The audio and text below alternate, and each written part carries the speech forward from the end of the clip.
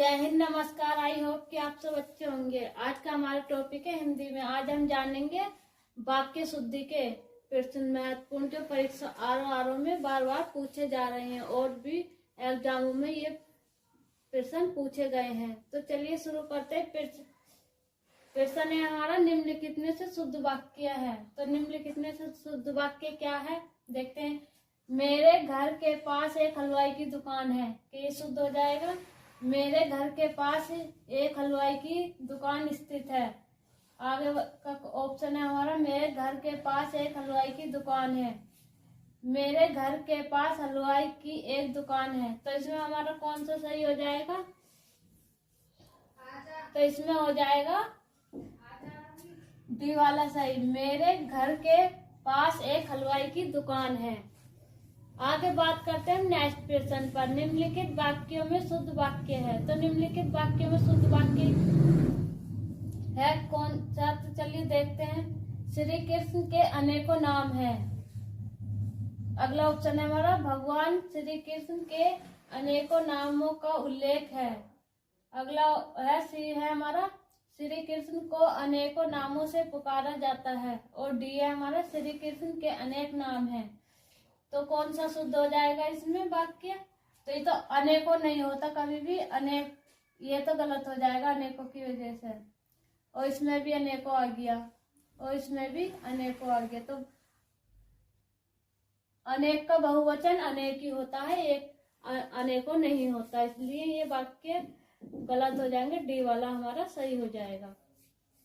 आगे बात करते हैं नेक्स्ट प्रश्न पर। निम्नलिखित वाक्य में शुद्ध वाक्य है। तो निम्नलिखित वाक्य में शुद्ध वाक्य कौन सा है? तो चलिए ऑप्शन है हमारा ए, देखो फूलों पर भौरे भिनभिना रहे हैं। ऑप्शन बी है हमारा, देखो फूलों पर भौरे गुंजार कर रहे हैं। ऑप्शन सी है हमारा, देखो फूलों के ऊपर भौरे गुंजारते हैं। ऑप्शन डी है, देखो फूलों के ऊपर भौरे भिनभिना रहे हैं। तो इसमें कौन सा सही हो जाएगा?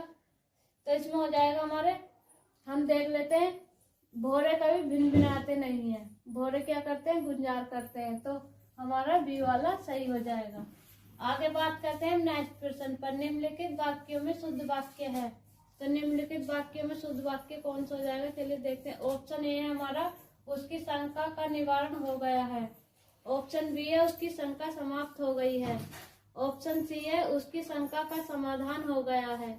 ऑप्शन डी है, उन्हें अब शंका नहीं रही। तो इसमें देख लेते हैं कौन सा वाक्य शुद्ध हो जाएगा। तो शंका का कभी निवारण गलत हो जाएगा, शंका का समाधान किया जाता है, निवारण नहीं किया जा सकता। और शंका का भी समाप्त भी, वाला भी गलत हो जाएगा। तो ऑप्शन उसकी शंका का समाधान हो गया है। तो हमारा सी वाला इसमें सही हो जाएगा। आगे बात करते हैं नेक्स्ट प्रश्न पर। शुद्ध संयुक्त वाक्य का उदाहरण है। तो शुद्ध संयुक्त वाक्य का उदाहरण क्या है? मैं परीक्षा देने के लिए इलाहाबाद जा रहा है। मुझे परीक्षा देने है, अतः मैं दिल्ली जा रहा हूँ। मुझे परीक्षा देनी है और मैं गोरखपुर जा रहा हूँ। ऑप्शन डी है, मैं वाराणसी जा रहा हूँ क्योंकि मुझे परीक्षा देनी है। तो इसमें कौन सा वाक्य शुद्ध हो जाएगा हमारा? तो इसमें हो जाएगा, देख लेते हैं, मैं परीक्षा देने के लिए इलाहाबाद जा रहा हूँ। तो ये तो गलत हो जाएगा। आगे बात करते हैं, मुझे परीक्षा देनी है, अतः मैं दिल्ली जा रहा हूँ। ये भी गलत हो जाएगा अतः की वजह से। आगे बात करते हैं, मुझे परीक्षा देनी है और मैं गोरखपुर जा रहा हूँ। तो हमारा ये वाला सही हो जाएगा, ये भी हमारा गलत हो जाएगा। ऑप्शन सी सही हो जाएगा। आगे बात करते हैं नेक्स्ट प्रश्न पर। इनमें से कौन सा वाक्य अशुद्ध है? तो इनमें से हमें अशुद्ध वाक्य देखना है कौन सा है। हर एक खिलाड़ी मैदान में पहुंच गए। ऑप्शन बी है, सड़क पर बहुत भीड़ है।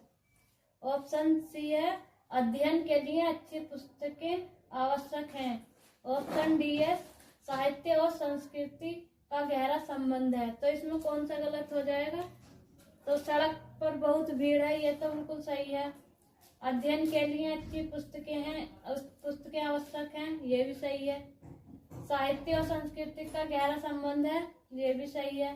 तो हमारा ऑप्शन ए हो जाएगा इसमें, हर एक खिलाड़ी मैदान में पहुंच गए, ये वाला गलत हो जाएगा। तो हमारा ऑप्शन यही वाला सही हो जाएगा, ए वाला। और आगे देखते हैं, आते हैं हम नेक्स्ट क्वेश्चन पर। नेक्स्ट क्वेश्चन है निम्नलिखित में से शुद्ध वाक्य है। तो देखते हैं कौन सा शुद्ध ऑप्शन बैठेगा इसमें।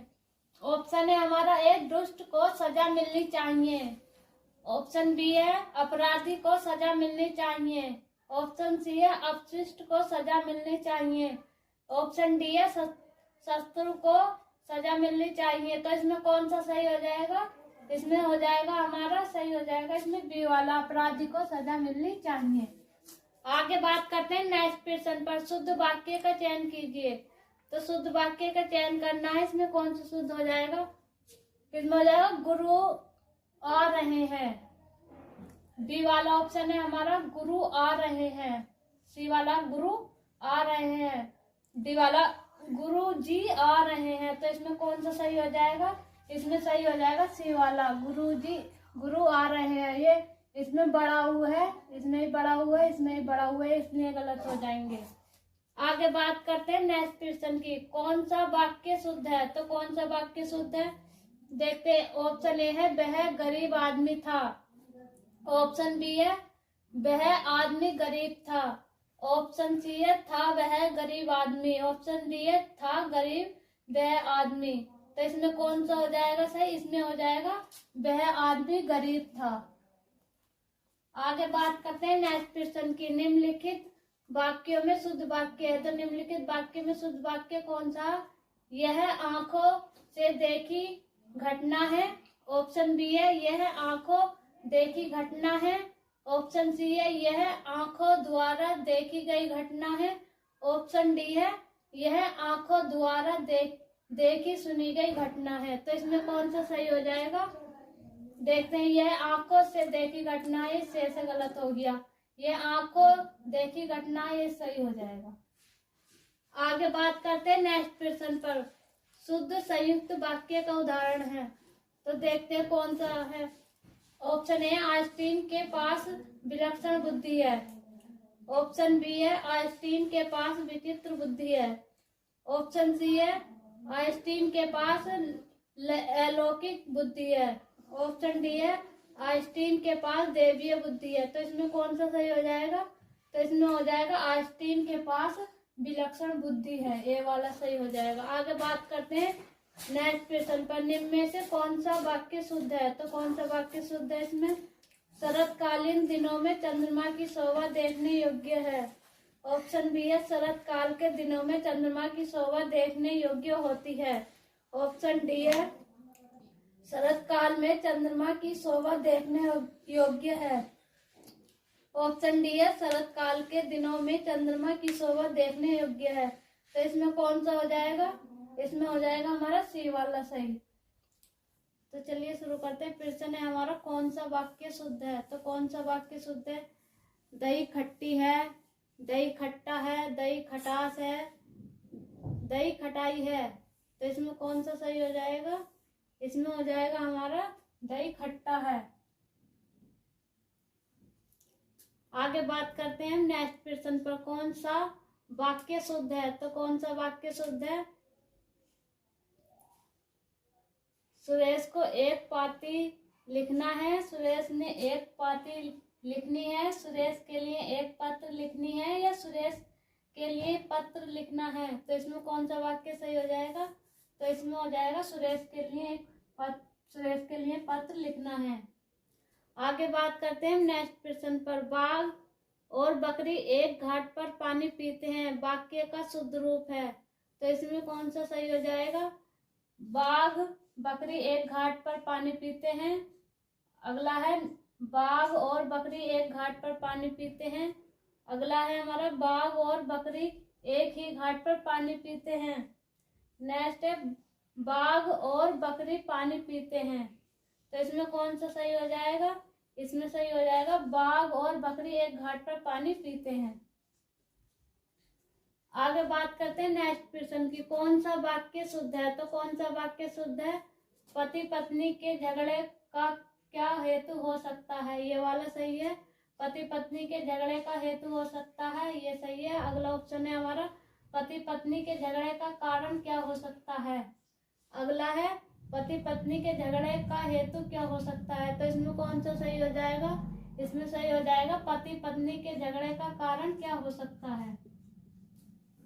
आगे बात करते हैं नेक्स्ट क्वेश्चन पर, निम्नलिखित में से कौन सा वाक्य शुद्ध है। तो इसमें देखेंगे कौन सा वाक्य शुद्ध है। यह आपका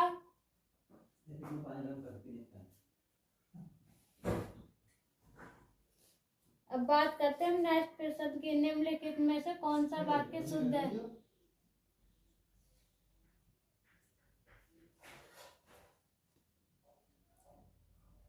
आगे बात करते हैं नेक्स्ट क्वेश्चन की, निम्नलिखित में से कौन सा वाक्य शुद्ध है।